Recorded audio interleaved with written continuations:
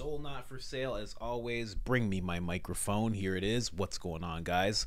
So I was having a conversation with a friend, and we talk about all sorts of stuff you hear on the channel.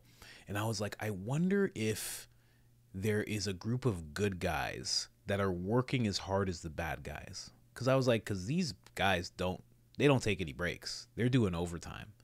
And we laughed about it a little bit, but then I came across this video and I kind of realized, like, it's true. They really are working overtime. And I hope there's a good guy equivalent to the guy that I'm about to show you. His name's Noah Harari, or Yuval Noah Harari. I think that's how his name's pronounced.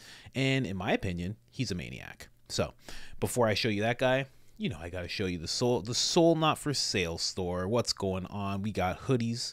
Let me just get this. We got hoodies. We got shirts. We got t-shirts. We got women's V-necks. Hold on. My wife said she put... Oh, wow. She added a little something here.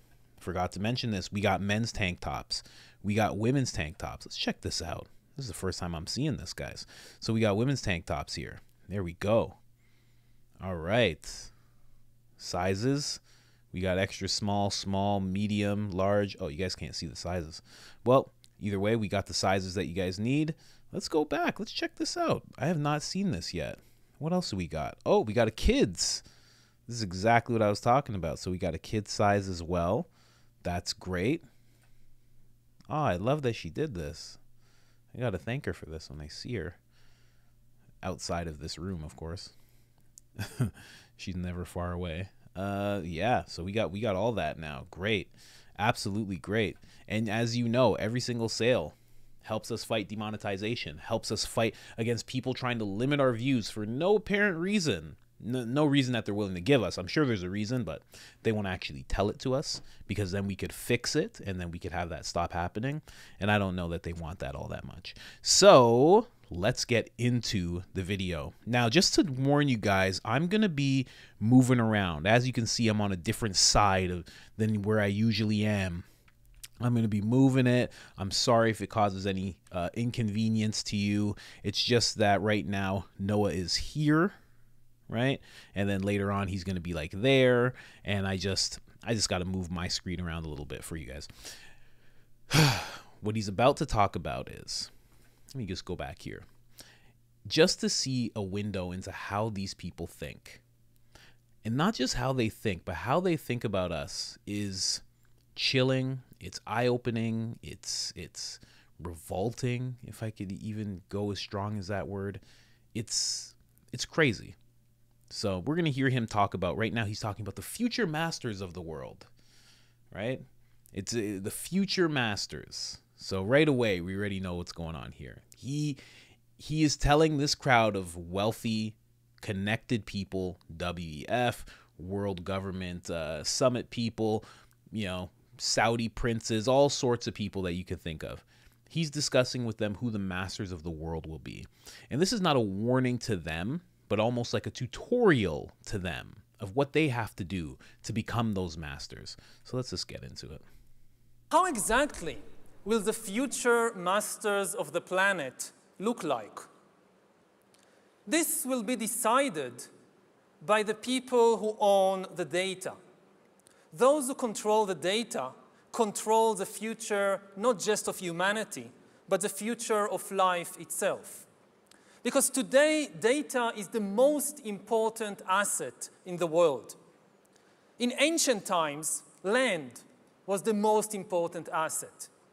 And if too much land became concentrated in too few hands, humanity split into aristocrats and commoners.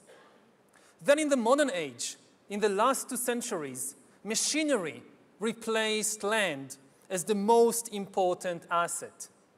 And if too many of the machines became concentrated in too few hands, humanity split into classes, into capitalists and proletariats. Now data is replacing machinery as the most important asset. And if too much of the data becomes concentrated in too few hands, humanity will split not into classes. It will split into species, into different species. Now, why is data so important? It's important because we've reached the point when we can hack not just computers, we can hack human beings and other organisms. There is a lot of talk these days about hacking computers and email accounts and bank accounts and mobile phones, but actually we are gaining the ability to hack human beings. Now, what do you need in order to hack a human being? You need two things. You need a lot of computing power, and you need a lot of data, especially biometric data. Not data about what I buy or where I go, but data about what is happening inside my body and inside my brain. Until today... Really quick, just again, back into the window, into the mind. This guy's talking about getting into our minds, into our heads, into our bodies, into our biometrics, what's going on in our heart rates, where our eyes are going, everything that you could possibly, everything that you wouldn't want somebody to be tracking unless they were a doctor helping you fight a life-threatening disease, which he's not talking about right now. He's not even touching on the medical part whatsoever. Yeah, this guy is a maniac. Like I'm gonna say that a bunch of times. I don't know what's wrong with this guy. If this was a horror movie, like this would be the point where they like cut to like, you know, the dystopian world that we live in because of guys like this. And this guy works directly with Klaus Schwab. Directly. I'm gonna find out what his title is, but he actually works side by side with Klaus Schwab in terms of making these things happen. And how they, by which I mean the World Economic Forum, can almost have first dibs or be the organization that teaches all of the wealthy elite people how they could take advantage of this stuff. It's wild. It's like, I'll let it keep going. Today, nobody had the necessary computing power and the necessary data to hack humanity. Even if the Soviet KGB or the Spanish Inquisition followed you around everywhere, 24 hours a day, watching everything you do, listening to everything you say, still, they didn't have the computing power and the biological knowledge necessary to make sense of what was happening inside your body and brain and to understand how you feel and what you think and what you want. But this is now changing because of two simultaneous revolutions. On the one hand, advances in computer science, and especially the rise of machine learning and AI, are giving us the necessary computing power. And at the same time, advances in biology, and especially in brain science, are giving us the necessary understanding, biological understanding.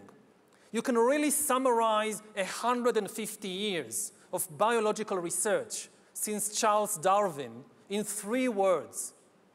Organisms are algorithms. This is the big insight of the modern life sciences, that organisms, whether viruses or bananas or humans, they are really just biochemical algorithms. And we are learning how to decipher these algorithms.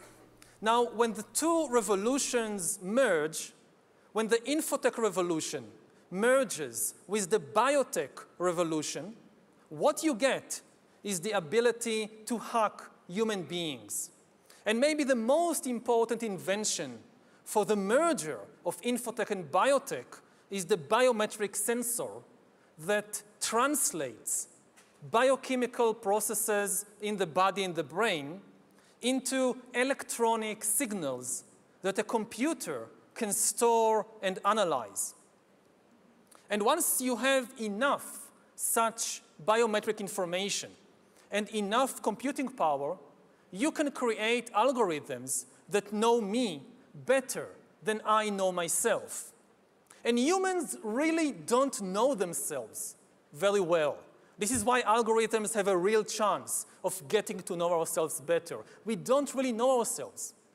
To give an example, when I was 21, I finally realized that I was gay. Yeah, I bet. But this is exactly what just the language alone. I just have to jump in. The language alone, how he's just talking about humans like as if he's separate from them.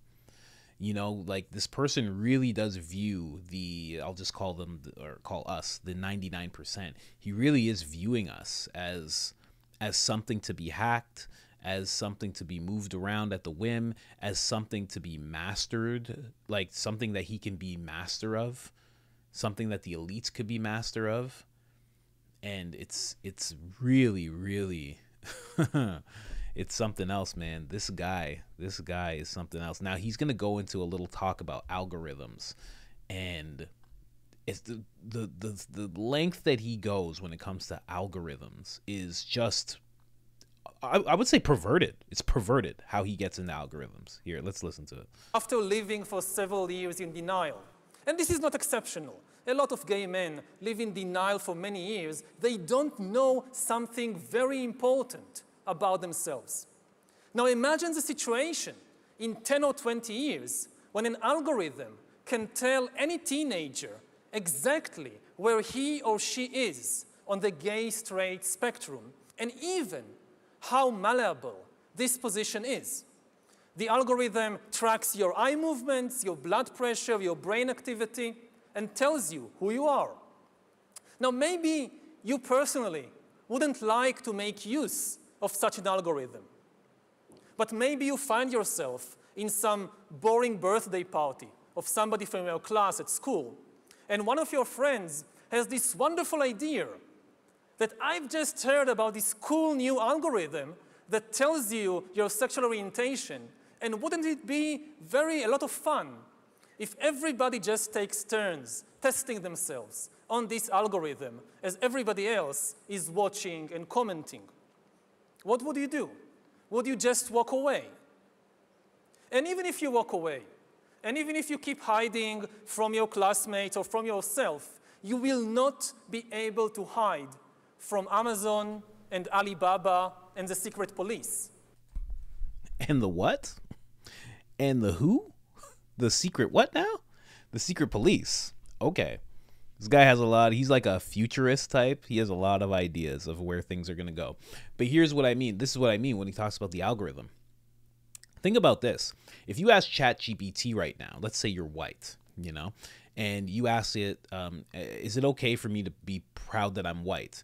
It will give you an answer of, this is not something that you can control, and, you know, just like a vague little, like, I don't know about that kind of answer. If you're black and you say, can I be proud to be black? It'll say, of course, 100%. Why? Because it's programmed by, you know, and I'm just going to be straight up, it's programmed by, you know, young white men who are very left-leaning, and in that spectrum, their biggest fear is being labeled as racist, being labeled as misogynistic, all of the things that they tend to throw at the other side. They don't want to be labeled as that at all. So ChatGPT actually almost has the personality of someone like that because it's programmable. So with this algorithm that he's talking about, and he's pushing it towards children, I might add. He's talking about schoolmates. I mean, he's talking to a bunch of people who are in their 40s and 50s. None of them are going to school. So this situation that he's putting out there is towards children, right? So this programmable thing that's going to tell people their orientation, what do you think it's going to do? It's just going to be like, yeah, you're gay. Yeah, you're gay. Like, there's no problem with being gay. But when we have an algorithm that is just telling everybody that they are, because it goes along with a certain agenda, you know, more people that are like that, the less population grows, right? It's just very odd the way that this guy sees the world, and even worse that he works so closely with Klaus Schwab. Now, for right now, actually, let's play a little more. As you surf the internet, as you watch videos or check your social feed, the algorithms will be monitoring your eye movements, your blood pressure, your brain activity, and they will know. They could tell Coca-Cola, that if you want to sell this person some fuzzy, sugary drink, don't use the advertisement with the shirtless girl. Use the advertisement with the shirtless guy. You wouldn't even know that this was happening, but they will know, and this information will be worth billions. Once we have algorithms that can understand me better than I understand myself, they could predict my desires, manipulate my emotions, and even take decisions on my behalf. And if we are not careful, the outcome might be the rise of digital dictatorships. Now, I'm going to just pause it there. Digital dictatorships, that's what he moves on to, and that's what we're going to cover more, because this is like a whole talk. It's like an hour long, so I'm just going to be clipping it up the same way I did the Tucker one that you might have saw recently, a little series that I did there.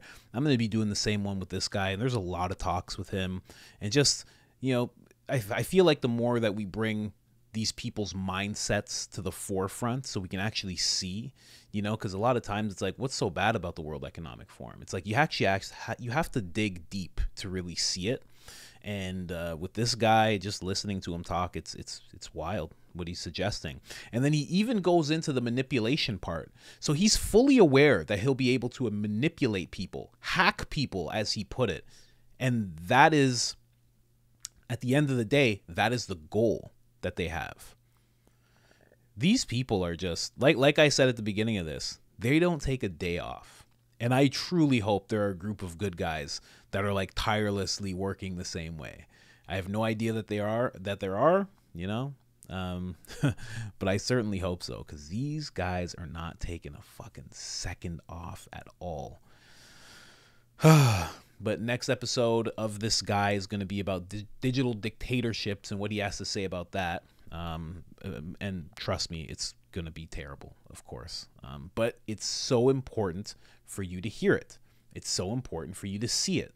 It's so important for you to understand it, because once you start hearing this type of stuff, you'll start understanding the things that you're seeing around you, why certain technologies are popping up, why the businesses are pushing things a certain way, why all of a sudden you can't use cash here, why all of a sudden are people saying if you don't get with AI, you're going to get left behind, why are people suggesting that you monitor your sleep, why are people why all of a sudden is your phone like interested in your biometrics, like why?